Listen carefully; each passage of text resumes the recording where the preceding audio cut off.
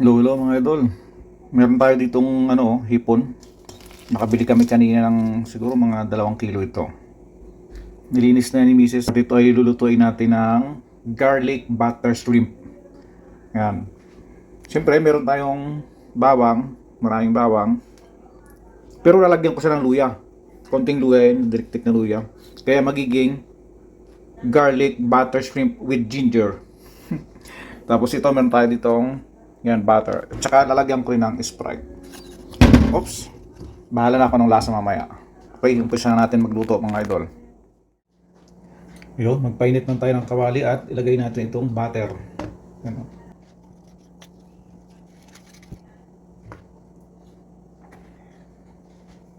Okay.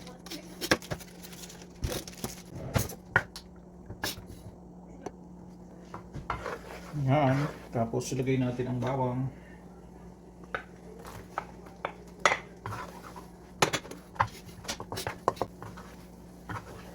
Bango.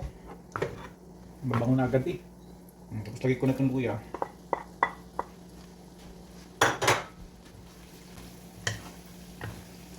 Mekos-mekos lang. Tapos ito ilagay natin itong hipon.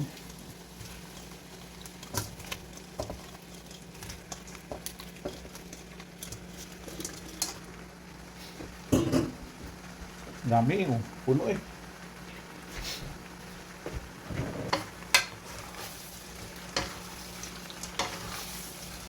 Buksan natin ang exhaust. Lalaki ng ipon oh. Parang sumpo eh. Takpan mo natin para madaling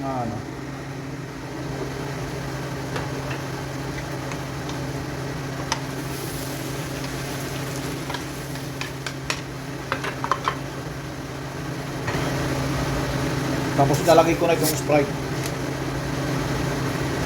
Iba-iba rin ang style ng pagluluto ng hipon eh. Ay, ubos ko na. Ganyan ang style ko, kaya bahala kayo kung ano style nyo. Yan. Tapos mekos-mekos natin.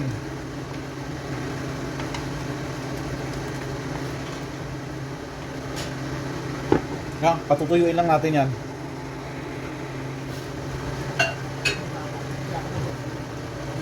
Dadagdagan lang natin ang asin. May asin na to kanina, kaya lang kulang sa alat eh. Yan.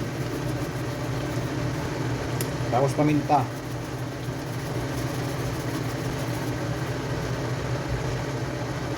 Tapos mekos-mekos ulit. Hanggang sa matuyo. Hindi ko natatakpan para madaling matuyo yung sabaw. Lagyan natin ng konting oyster sauce.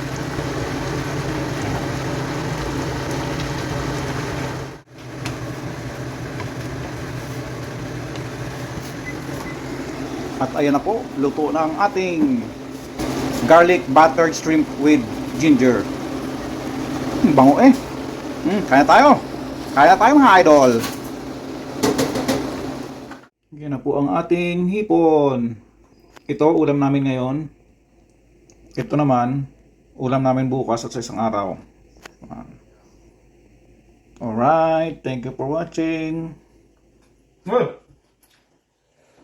Kaya tayo mga idol. Ito na yung luto ko kagabi oh. Yan.